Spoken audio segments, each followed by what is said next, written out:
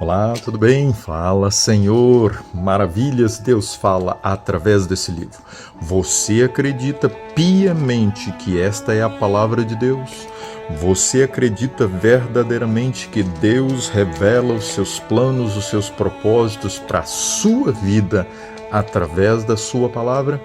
Chegamos agora ao nosso 13º dia, penúltimo dia da nossa série, penúltimo tema da nossa série Profecias em Apocalipse. E aí, há um deleite no seu coração ao estudar esse livro? Eu espero que sim, porque este é o livro para a verdade presente para os últimos dias, a revelação de Deus profética para a reta final.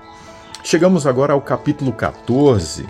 Você viu aí que nós estudamos capítulo 11, capítulo 13, as três bestas do Apocalipse, os três instrumentos do inimigo, aliados de Satanás, para lançar por terra a verdade, para blasfemar contra Deus e perseguir os seus fiéis. Apocalipse 14, as três mensagens angélicas de forma muito especial.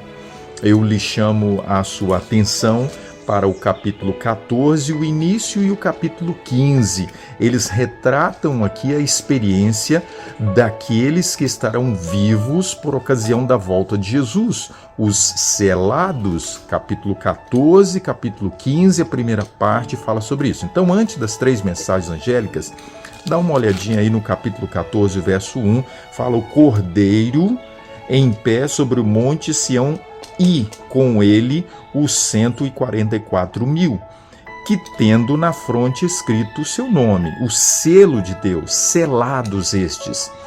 Hoje o Espírito Santo faz essa obra no nosso coração. Nós precisamos ceder diariamente ao batismo do Espírito para termos o coração selado.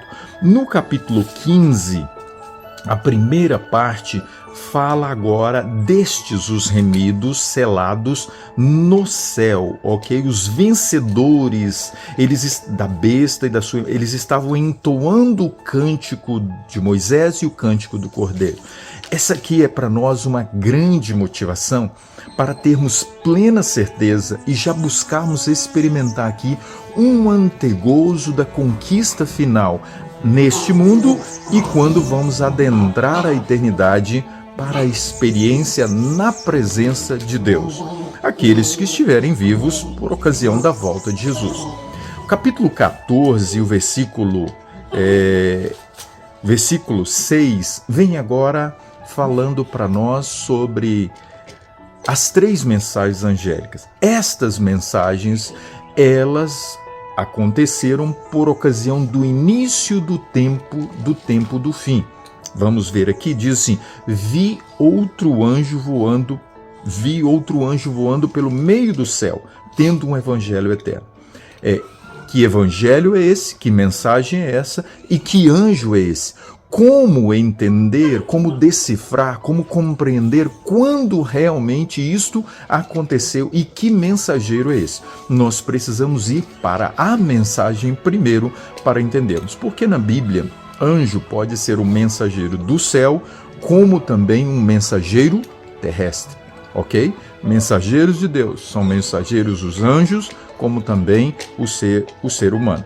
Nós não temos nenhum registro de um anjo literal voando pelo meio do céu proclamando um evangelho. Então nós temos que partir para agora então o ponto de que seria o ser humano.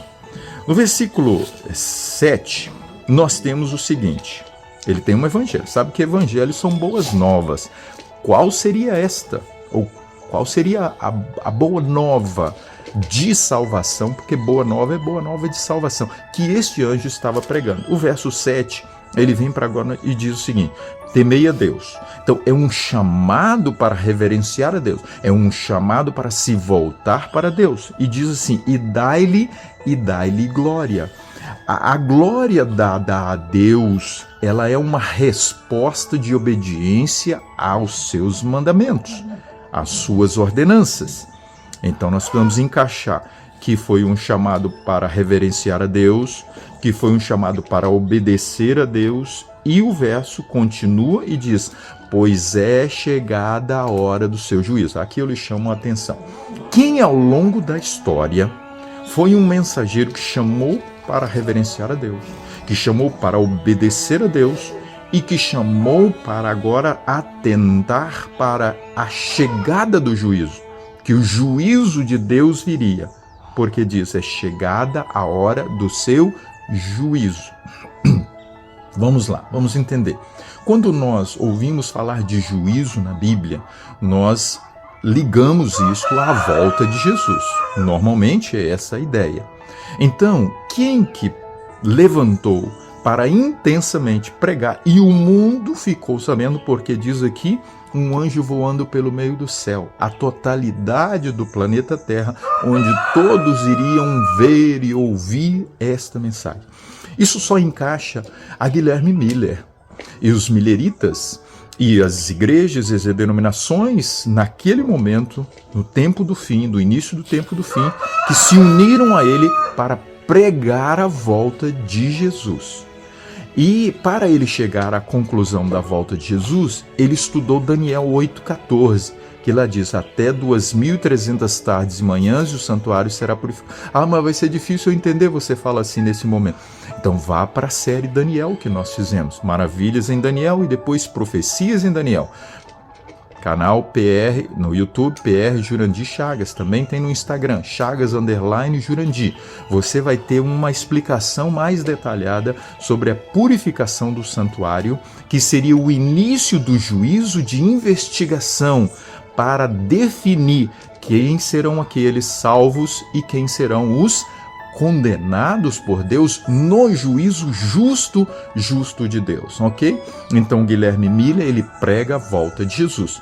Na visão dele, conforme o cumprimento profético cairia no dia 22 de outubro de 1844, ele entendeu na sua visão de que Jesus voltaria nesse dia para purificar a terra, mas era uma visão ligada à purificação do santuário celestial e não do planeta Terra.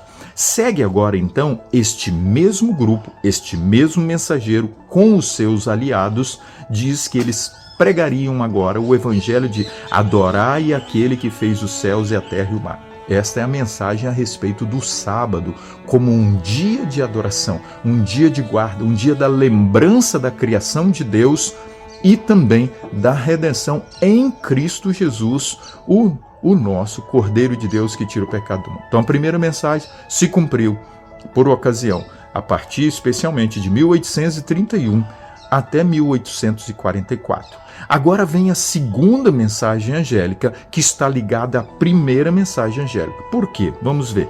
Seguiu-se outro anjo, quer dizer, outra mensagem, o segundo dizendo: caiu a grande Babilônia. Quando se fala em Babilônia, nós voltamos ao passado, já estudamos sobre isso aqui. Você sabe que a igreja primitiva cristã, no momento em que ela se envolveu com o paganismo, ali especialmente através de Constantino, a igreja cristã primitiva agora começou a se tornar a Babilônia pela mistura. Apocalipse capítulo 17 fala da prostituição, porque ela agora começou a se envolver com o paganismo, a se prostituir com Satanás, a igreja de Deus. Olha bem, a igreja primitiva cristã. E aí então houve a queda. E aí começa 321, 538, e nós chegamos agora então à aplicação àqueles que rejeitam o evangelho de Deus. O que foi que aconteceu com a Babilônia, com a igreja primitiva, que se tornou a igreja romana? É que ela rejeitou a palavra de Deus, a verdade de Deus, e ela lançou por terra a verdade de Deus, a verdade especialmente a respeito de Cristo e do seu ministério, ok? Então nós temos aqui a queda de Babilônia, naquele momento, mas de forma mais intensa para os últimos dias. Nos últimos dias representa todos aqueles, ou todas aquelas, por sinal em Apocalipse 17 fala das filhas de Babilônia. todos aqueles, todas as denominações religiosas que abraçarem a mesma fé que abraça a Igreja Católica, na prostituição, no envolvimento, no ensino das falsas doutrinas, da rejeição à palavra de Deus, são chamados de a Confederação Apóstata Mundial, que nós teremos para os últimos dias. E ela tem dado de beber dos seus falsos ensinos aos reis e à população. E no fim dos dias, todos se voltarão para esta Babilônia para buscarem nela sua segurança, porque eles não buscarão no Senhor. Terceira mensagem angélica, muitíssimo importante, mais importante de todas as 3 mensagens, porque é ela especialmente para os dias em que nós estamos vivendo. Diz assim, verso 9, seguiu-se a estes outro anjo, o terceiro, dizendo em grande voz, se alguém adora a besta, sua imagem, e recebe a sua marca na fronte ou na mão, esse, aí a partir do verso 10, diz o que vai acontecer com eles. Lá em Apocalipse capítulo 20, fala do lago de fogo, onde serão lançados o diabo, Satanás, a antiga serpente, o falso profeta e a besta do mar. Mas vamos nos atentar aqui, então, a esta mensagem, que é um apelo específico, uma mensagem direta agora, para aqueles que abraçam a filosofia e a proposta da besta. Esse aqui é uma repetição de Apocalipse no capítulo 13, quando os Estados Unidos impõem agora a adoração à besta, a adoração à imagem da besta. Será os Estados Unidos, a besta da terra, que vai levar o mundo inteiro, vai seduzir o mundo para a adoração à besta. Então diz, adora a besta, sua imagem, o ecumenismo, se unem, e aqui é especificamente a questão da união igreja-estado, e recebe a sua marca, que é o domingo como dia de guarda, no lugar do santo sábado, o sábado de Deus. Agora eu quero lhe convidar para fechar aqui a terceira mensagem angélica, de grande importância para você, que é um fiel de Deus, que busca conhecer a verdade, viver a verdade. Versículo 12. Aqui está a perseverança dos santos. Em contrapartida ao início, na terceira mensagem angélica, que fala dos adoradores da besta que vão sofrer, aqui fala agora então da experiência nos últimos dias do remanescente fiel, dos fiéis de Deus. Aqui está a perseverança dos santos. Os separados, aqueles que se abrem para a atuação de Deus, aqueles que querem ser fiéis de Deus, diz assim, eles guardam os mandamentos. Então, quem são os santos nos últimos dias? Não são os adoradores da besta. Quem são os santos nos dias? São aqueles que abraçam os 10 mandamentos. São aqueles que, como Hebreus 10, o versículo 8, eles permitem que seja imprimida na sua mente a lei de Deus, para que possam agora refletir o caráter de Cristo. Isso é muito importante atentar. A guarda do sábado está aqui na terceira mensagem angélica. Por isso você precisa pregar o sábado, você precisa pregar a obediência à lei de Deus. E o finalzinho diz que eles guardam a fé de Jesus. A fé em Jesus e a fé de Jesus. A confiança que Jesus é o mediador, que Jesus é o juiz, justo juiz. E a fé de Jesus que incorpora, que recebe o puro caráter de Cristo para viver uma vida de integridade e de santidade. Busca, através dos méritos de Cristo, confiar no perdão divino, confiar na restauração, confiar na purificação do santuário da alma. Entendeu bem? Primeira, segunda, terceira mensagem angélica, essas mensagens precisam ser pregadas hoje. E eu chamo você, eu convoco você para que nós nos unamos para pregarmos as 3 mensagens angélicas. Está claro isso? Não tenha medo de pregar essas verdades. Vamos orar? Senhor, toma o nosso coração. Queremos viver como santos separados, o remanescente fiel, nesses últimos dias, proclamando as 3 mensagens angélicas, no nome de Jesus. Amém. Compartilhe essa mensagem, o mundo precisa saber. Grande abraço.